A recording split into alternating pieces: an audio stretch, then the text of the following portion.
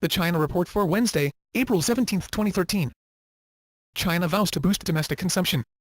China's government on Wednesday promised to boost domestic consumption as a driver of the economy after growth dipped in the latest quarter.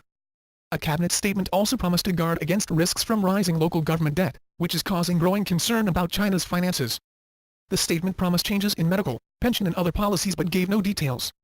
Analysts say higher outlays on social programs are required to free up household incomes for consumer spending if the ruling Communist Party is to achieve its goal of nurturing self-sustaining growth based on domestic consumption instead of trade and investment. The focus of the next phase of economic management will include actively expanding effective domestic demand. China Defense White Paper talks of security threats.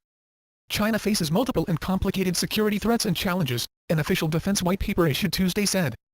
The white paper on the diversified employment of China's armed forces said the issues of subsistence and development security and the traditional and non-traditional threats to security are interwoven. Therefore, China has an arduous task to safeguard its national unification, territorial integrity and development interests, the official Xinhua news agency reported. Without mentioning the United States by name or its Asia pivot, the white paper said some country has strengthened its Asia-Pacific military alliances, expanded its military presence in the region and frequently makes the situation there tenser.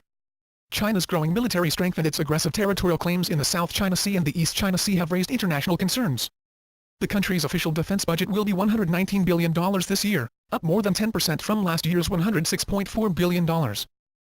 China's city-focused electric car program unsuccessful so far. China has been experimenting with how to get its population to adopt electric vehicles in a way that it only could from the top down, using cities as test beds. But the programs, launched back in 2009 with 10 cities, and extended in 2011 to 25 cities, was completed in 2012 and has fallen short. For example, Chinese electric car maker BYD sold only 1,700 electric cars and 700 electric buses in 2012 to a country that has over 1 billion people. Most Chinese tend to purchase gas-powered automobiles or electric scooters rather than to purchase electric cars. The reason may be in value since electric scooters are very cheap, but electric cars are not that different from gas-powered in price. China has 1.48 million troops. Disclosing its strength for the first time, China's People's Liberation Army PLA, the world's largest active military, today said its troops totaled 1.483 million, excluding its missiles division.